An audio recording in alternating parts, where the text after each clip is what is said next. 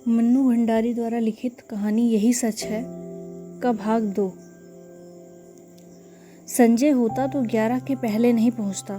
समय पर पहुंचना तो वह जानता ही नहीं। उसे यूं चक्कर काटते देख मेरा मन जाने कैसे हो आया, और जब वह आया तो मैं चाह कर भी कटु नहीं हो सकी। मैंने उसे कलकत्ता आने का मकसद बताया तो लगा कि वह बड़ा प्रसन्न हुआ। वहीं बैठे बैठे फ़ोन करके उसने इस नौकरी के संबंध में सारी जानकारी प्राप्त कर ली। कैसे क्या करना होगा उसकी सारी योजनाएं बना डाली। बैठे बैठे फ़ोन से ऑफिस को भी सूचना दे दी कि वह आज ऑफिस नहीं आएगा। विचित्र स्थिति मेरी हो रही थी। उसके इस अपनत्व भरे व्यवहार को मैं स्वीकार भी नहीं पा रही थी और नकार भी नहीं पाती थी। सारा दिन मैं उसके साथ घूमती रही, पर काम की बात के अतिरिक्त उसने एक भी बात नहीं की। मैंने कई बार चाहा कि संजय की बात बता दूं, पर बता नहीं सकी। सोचा कहीं वह सुनकर यह दिलचस्पी लेना कम न कर दे। उसके आज भर के प्रयत्नों से ही मुझे काफ़ी उम्मीद हो चली थी। यह नौकरी मेरे लिए कितनी आवश्यक है। मिल जाए तो संजय कितना प्रसन्न होगा। हमारे विवाहित जीवन के आरंभिक दिन कितने सुख में बीतेंगे। शाम को हम घर लौटते हैं। मैं उसे बैठने को कहती हूँ, पर वह बैठता नहीं, बस खड़ा ही रहता है। उसके चौड़े ललाट पर पसीने की बूंदें चमक रही हैं। एकाएक ही मुझे लगता है कि इस समय अगर संजय होता तो मैं अपने आंचल से उसका पसीना पोंछ देती, और वह क्या बिना बाहों में भरे, बिना प्यार किए यूं ही चला जाता। अच्छा तो चलता हूँ। यंत्र चलित से मेरे हाथ जुड़े जाते हैं। वह लौट पड़ता है और मैं ठगी सी देखती रहती हूँ। सोते समय मेरी आदत है कि मैं संजय के लाए हुए फूलों को निहारती रहती हूँ। यहाँ वह फूल नहीं है तो बड़ा सूना सूना सा लग रहा है। पता नहीं संजय, तुम इस समय क्या कर रहे हो। 3 दिन हो गए, किसी ने बाहों में भरकर प्यार तक नहीं किया। कलकत्ता। आज सवेरे मेरा इंटरव्यू हो गया। मैं शायद बहुत नर्वस हो गई थी और जैसे उत्तर मुझे देने चाहिए थे वैसे नहीं दे पाई। पर निशीथ ने आकर बताया कि मेरा चुना जाना करीब करीब तय हो गया है। मैं जानती हूँ यह सब निशीथ की वजह से हुआ है। ढलते सूरज की धूप निशीथ के बाएं गाल पर पड़ रही थी और सामने बैठा निशीथ इतने दिन बाद एक बार फिर मुझे बड़ा प्यारा सा लगा। मैंने देखा मुझसे ज़्यादा तो वह प्रसन्न है। वह कभी किसी का एहसान नहीं लेता, पर मेरी खातिर उसने न जाने कितने ही लोगों का एहसान लिया। आखिर क्यों? क्या वह चाहता है कि मैं कलकत्ता आकर रहूं उसके साथ, उसके पास? एक अजीब सी पुलक से मेरा मन सिहर उठता है। वह क्यों ऐसा चाहता है? उसका ऐसा चाहना बहुत गलत है, बहुत अनुचित है। मैं अपने मन को समझाती हूँ कि ऐसी कोई बात नहीं है। शायद वह केवल मेरे प्रति किए गए अन्याय का प्रतिकार करने के लिए यह सब कर रहा है। पर क्या वह समझता है कि उसकी मदद से नौकरी पा जाने से मैं उसे क्षमा कर दूंगी, या जो कुछ उसने किया उसे भूल जाऊंगी? असंभव। मैं कल ही उसे संजय की बात बता दूंगी। आज तो इस खुशी में पार्टी हो जाए। काम की बात के अलावा यह पहला वाक्य था जो मैं उसके मुंह से सुनती हूँ। मैं इरा की ओर देखती हूँ। वह प्रस्ताव का समर्थन करके भी मुन्नू की तबीयत का बहाना लेकर अपने को काट लेती है। अकेले जाना मुझे कुछ अटपटा सा लगता है। अभी तक तो काम का बहाना लेकर घूम रही थी, पर अब फिर भी मैं मना नहीं कर पाती। अंदर जाकर तैयार होती हूँ। मुझे याद आता है कि निशीथ को नीला रंग बहुत पसंद था। मैं नीली रंग की साड़ी पहनती हूँ। बड़े चाव और सतर्कता से प्रसाधन करती हूँ और बार बार अपने को टोकती जाती हूँ। किसको रिझाने के लिए यह सब हो रहा है? क्या यह निरा पागलपन नहीं है? सीढ़ियों पर निशीथ हल्की सी मुस्कुराहट के साथ कहता है, इस साड़ी में तुम बहुत सुंदर लग रही हो। मेरा चेहरा तमतमा जाता है, कनपट्टियां सुर्ख हो जाती हैं। मैं सचमुच ही इस वाक्य के लिए तैयार नहीं थी। यह सदा चुप रहने वाला निशीथ बोला भी तो ऐसी बात। मुझे ऐसी बातें सुनने की ज़रा भी आदत नहीं है। संजय ना कभी मेरे कपड़ों पर ध्यान देता है और ना ही मेरी बातें करता है, जबकि उसे पूरा अधिकार है, और यह बिना अधिकार ऐसी बातें करे।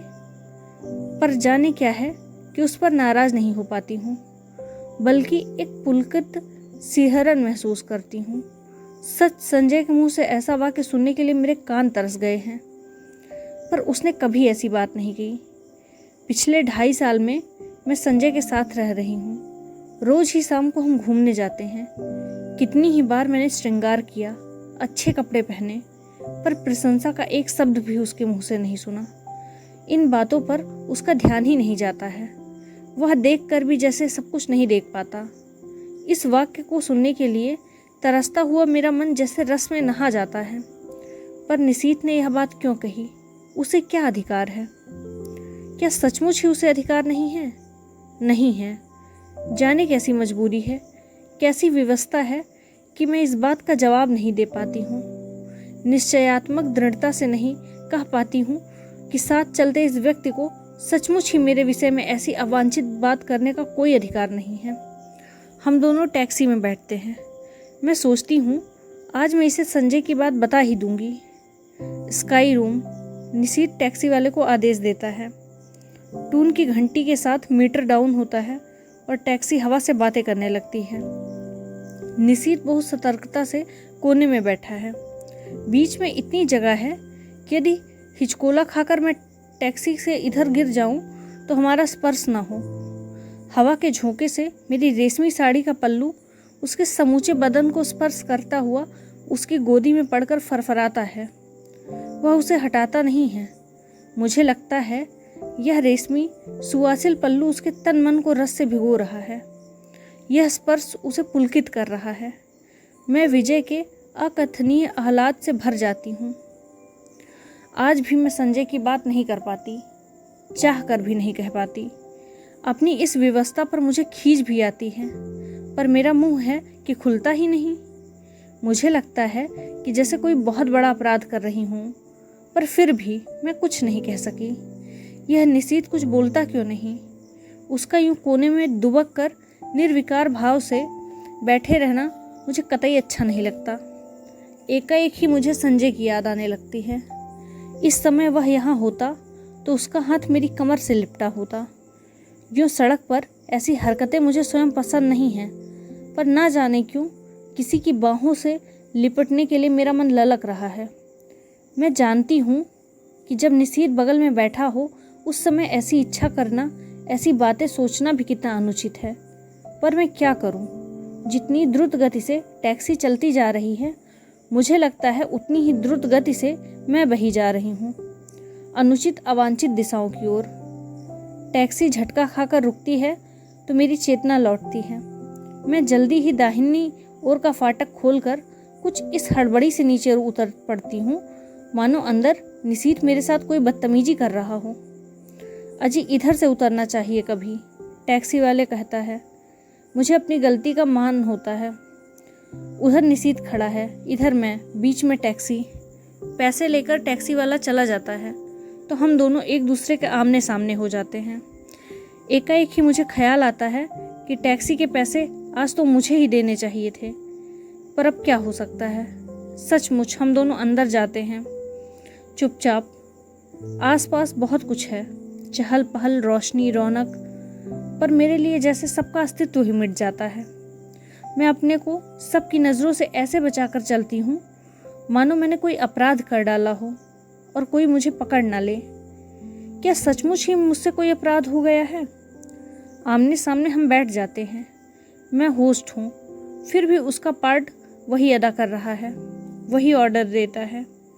बाहर की हलचल और उससे अधिक मन की हलचल में मैं अपने को खोया खोया सा महसूस करती हूँ। हम दोनों के सामने बैरा कोल्ड कॉफ़ी के गिलास और खाने का कुछ सामान रखा जाता है। मुझे बार बार लगता है कि निशीथ कुछ कहना चाह रहा है। मैं उसके होठों की धड़कन तक महसूस करती हूँ। वह जल्दी से कॉफ़ी का स्ट्रॉ मुंह में लगा लेता है। मूर्ख कहीं का, वह सोचता है मैं बेवकूफ़ हूँ। मैं अच्छी तरह जानती हूँ कि इस समय वह क्या सोच रहा है। 3 दिन साथ रहकर भी हमने उस प्रसंग को नहीं छेड़ा। शायद नौकरी की बात ही हमारे दिमाग में छाई हुई थी, पर आज अवश्य ही वह बात आएगी। ना आए यह स्वाभाविक कितना है, पर नहीं, स्वाभाविक शायद यही है। 3 साल पहले जो अध्याय सदा के लिए बंद हो गया था, उसे पलटकर देखने का साहस शायद हम दोनों में किसी के पास नहीं है। जो संबंध टूट गए हैं टूट गए, अब उन पर कौन बात करे। मैं तो कभी नहीं करूँगी, पर उसे तो करनी चाहिए, तोड़ा भी तो उसने था, बात भी वहीं प्रारंभ करे। मैं क्यों करूं? और मुझे क्या पड़ी है? मैं तो जल्दी ही संजय से विवाह करने वाली हूँ। क्यों नहीं मैं इसे अभी संजय की बात बता देती। पर जाने कैसी व्यवस्था है, जाने कैसा मुंह है कि मैं मुंह ही नहीं खोल पा रही। एकाएक मुझे लगता है जैसे उसने कुछ कहा। आपने कुछ कहा? नहीं तो मैं खिसिया जाती हूँ। फिर वही मौन। खाने में मेरा जरा भी मन नहीं लग रहा है, पर यंत्र चलित सी मैं खा रही हूँ। शायद वह भी ऐसे ही खा रहा है। मुझे फिर लगता है कि उसके होंठ फड़क रहे हैं और स्ट्रॉ पकड़ते हुए उंगलियां कांप रही हैं। मैं जानती हूँ वह पूछना चाहता है, दीपा तुमने मुझे माफ़ तो कर दिया ना? वह पूछ ही क्यों नहीं लेता? मान लो यदि पूछ ही ले तो क्या मैं कह सकूँगी कि मैं तुम्हें ज़िंदगी भर माफ़ नहीं कर सकती? मैं तुमसे नफ़रत करती हूँ। मैं तुम्हारे साथ घूम फिर ली या कॉफ़ी पी ली तो यह मत समझो कि मैं तुम्हारे विश्वासघात की बात को भूल गई हूँ। और एकाएक ही पिछला सब कुछ मेरी आंखों के आगे तैरने लगा। पर यह क्या? असहाय अपमानजनित पीड़ा, क्रोध और कटुता क्यों नहीं याद आती? मेरे सामने तो पटना में गुजरी सुहानी संध्याओं और चांदनी रातों के वह चित्र उभर कर आते हैं, जब घंटों समीप बैठ मौन भाव से हम एक दूसरे को निहारा करते थे। बिना स्पर्श किए भी जाने कैसी मादकता तन मन को विभोर कर दिए जाती थी। जाने कैसी तन्मयता में हम डूबे रहते थे, एक विचित्र सी स्वप्निल दुनिया में। मैं कुछ बोलना भी चाहती तो वह मेरे मुख पर उंगली रखकर कहता, आत्मीयता के ये क्षण अनकहे ही रहने दो दीपा। आज भी तो हम मौन ही हैं, एक दूसरे के निकट ही हैं। क्या आज भी आत्मीयता के उन्हीं क्षणों से गुजर रहे हैं? मैं अपनी सारी शक्ति लगाकर चीख पड़ना चाहती हूँ, नहीं नहीं नहीं, पर कॉफ़ी सिप करने के अतिरिक्त मैं कुछ नहीं कर पाती। मेरा यह विरोध हृदय कि न जाने कैसी उतल गहराइयों में डूब जाता है। निशीथ मुझे बिल नहीं देने देता। एक विचित्र सी भावना मेरे मन में उठती है कि छीना झपटी में किसी तरह मेरा हाथ उसके हाथ से न छू जाए। मैं अपने स्पर्श से उसके मन के तारों को झंझना देना चाहती हूँ, पर वैसा अवसर नहीं आता। बिल वही देता है, मुझसे तो विरोध भी नहीं किया जाता। मन में प्रचंड तूफान, पर फिर भी निर्विकार भाव से मैं टैक्सी में आकर बैठती हूँ। फिर वही मौन, वही दूरी। पर जाने क्या है कि मुझे लगता है कि निशीथ मेरे बहुत निकट आ गया है, बहुत ही निकट।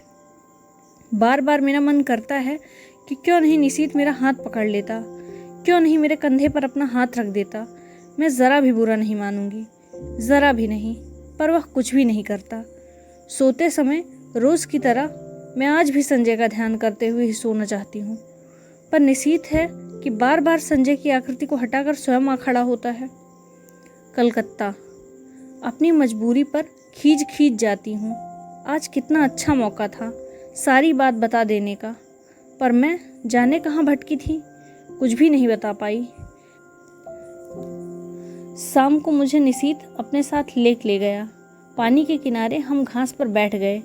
कुछ दूर पर काफ़ी भीड़ भीड़ और चहल पहल थी, पर यह स्थान अपेक्षाकृत शांत था। सामने लेक के पानी में छोटी छोटी लहरें उठ रही थी। चारों ओर के वातावरण का कुछ विचित्र सा भाव मन पे पड़ रहा था। अब तो तुम यहाँ आ जाओगी? मेरी ओर देखकर उसने कहा। हाँ, नौकरी के बाद का क्या इरादा है? मैंने देखा उसकी आंखों में कुछ जानने की आतुरता फैलती जा रही थी, शायद कुछ कहने की भी। मुझसे कुछ जानकर वह अपनी बात कहेगा। कुछ नहीं, जाने क्यों मैं यह कह गई। कोई है जो मुझे कचोट डाल रहा है। क्यों नहीं मैं बता देती कि नौकरी के बाद संजय से विवाह करूंगी। मैं संजय से प्रेम करती हूँ, वह मुझसे प्रेम करता है। वह बहुत अच्छा है, बहुत ही। वह मुझे तुम्हारी तरह धोखा नहीं देगा, पर मैं कुछ भी नहीं कह पाती। अपनी इस बेबसी पर मेरी आंखें छलछला आती हैं। मैं दूसरी ओर मुंह फेर लेती हूँ। तुम्हारे यहाँ आने से मैं बहुत खुश हूँ। मेरी सांस जहाँ की तहाँ रुक जाती है, आगे के शब्द सुनने के लिए, पर शब्द नहीं आते। बड़ी कातर करुण और याचना भरी दृष्टि से मैं उसे देखती हूँ, मानो कह रही हूँ कि तुम कह क्यों नहीं देते निशीथ कि आज भी तुम मुझसे प्यार करते हो, तुम मुझे सदा अपने पास रखना चाहते हो। कुछ हो गया है उसे भूलकर तुम मुझसे विवाह करना चाहते हो। कह दो निशीथ, कह दो। यह सुनने के लिए मेरा मन आकुल हो रहा है, छटपटा रहा है। मैं बुरा नहीं मानूंगी, ज़रा भी बुरा नहीं मानूंगी। मान ही कैसे सकती हूँ निशीथ, इतना सब हो जाने के बाद भी शायद मैं तुम्हें प्यार करती हूँ। शायद नहीं, सचमुच ही मैं तुमसे प्यार करती हूँ। मैं जानती हूँ तुम कुछ नहीं कहोगे, सदा के ही मितभाषी जो हो, फिर भी कुछ सुनने की आतुरता लिए मैं तुम्हारी तरफ देखती रहती हूँ। पर तुम्हारी नज़रें जो लेक के पानी पर जमी हुई हैं, शांत, मौन। आत्मीयता के ये क्षण अनकहे भले ही रह जाएं, पर अनबूझे नहीं रह सकते। तुम चाहे ना कहो, पर मैं जानती हूँ तुम आज भी मुझसे ही प्यार करते हो, बहुत प्यार करते हो। मेरे कलकत्ता आ जाने के बाद इस टूटे संबंध को फिर से जोड़ने की बात ही तुम इस समय सोच रहे हो। तुम आज भी मुझे अपना ही समझते हो। तुम जानते हो आज भी दीपा तुम्हारी है और मैं। लगता है इस प्रश्न का उत्तर देने का साहस मुझ में नहीं है। मुझे डर है कि जिस आधार पर मैं तुमसे नफरत करती हूँ, उसी आधार पर कहीं मुझे अपने से नफरत ना करनी पड़े। लगता है रात आधी से अधिक ढल गई है। कानपुर। मन में उत्कल अभिलाषा होते हुए भी निशीथ की आवश्यक मीटिंग की बात सुनकर मैंने कह दिया था कि तुम स्टेशन मत आना। इरा आई थी, पर गाड़ी पर बैठाकर ही चली गई। या कहूँ मैंने ज़बरदस्ती ही उसे भेज दिया। मैं जानती थी कि लाख मना करने पर भी निशीथ आएगा और विदा के उन अंतिम क्षणों में मैं उसके साथ अकेली ही रहना चाहती थी। मन में एक दबी सी आशा थी कि चलते समय ही शायद वह कुछ कह दे। गाड़ी चलने में जब 10 मिनट रह गए तो देखा बड़ी व्याग्रता से डिब्बे से झांकता झांकता निशीथ आ रहा था। पागल, उसे इतना तो समझना चाहिए कि उसकी प्रतीक्षा में मैं यहीं बाहर खड़ी हूँ।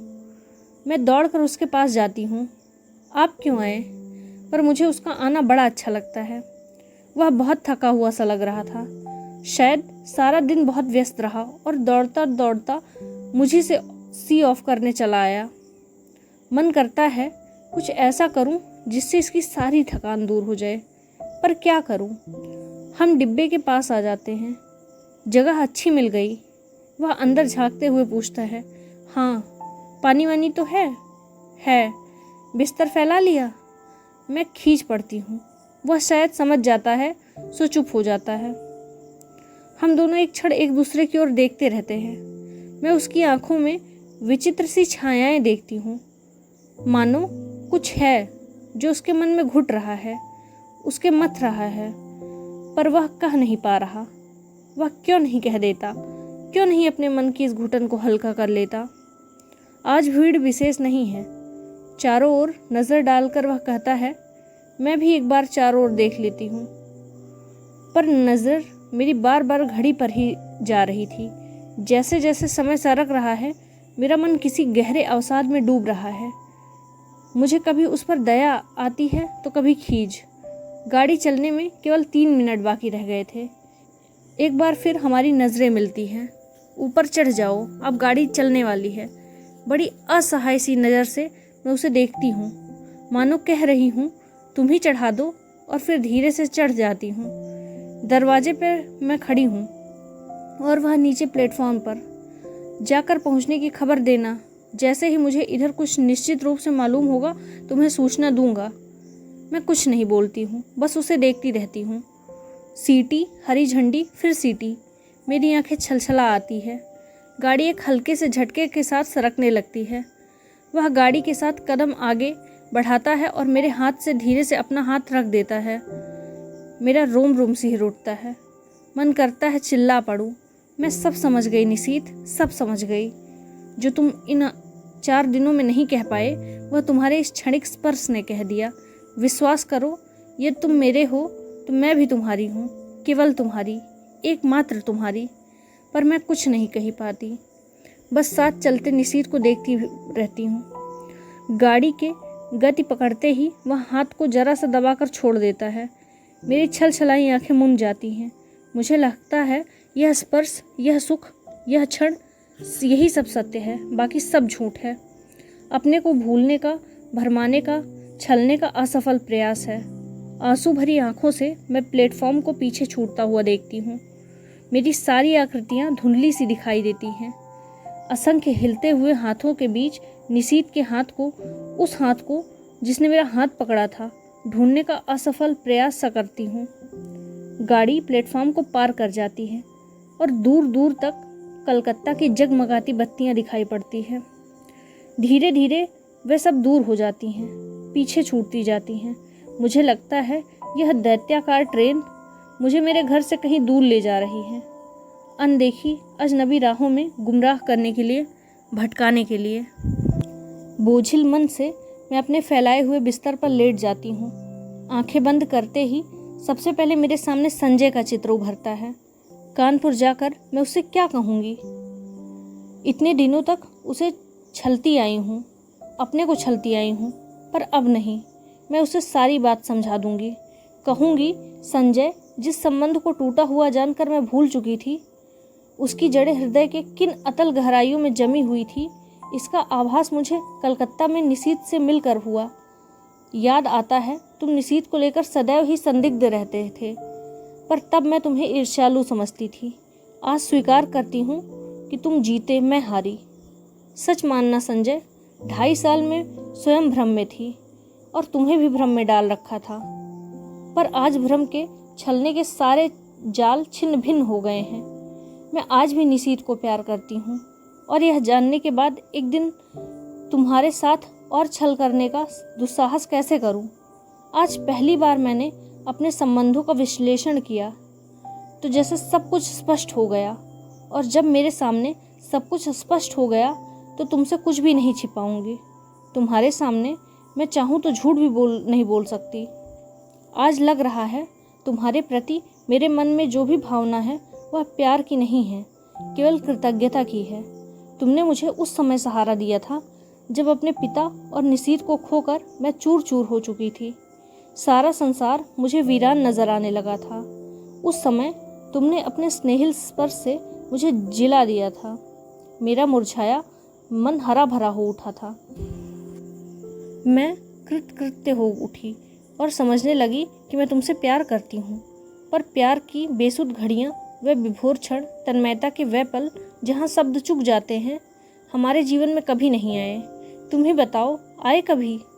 तुम्हारे असंख्य आलिंगनों और चुंबनों के बीच भी, एक क्षण के लिए भी तो मैंने कभी तन मन की सुध बिसरा देने वाली पुलक या मादकता का अनुभव नहीं किया। सोचती हूँ निशीथ के चले जाने के बाद मेरे जीवन में एक विराट शून्यता आ गई थी, एक खोखलापन आ गया था। तुमने उसकी पूर्ति की, तुम पूरक थे। मैं गलती से तुम्हें प्रियतम समझ बैठी। धन्यवाद।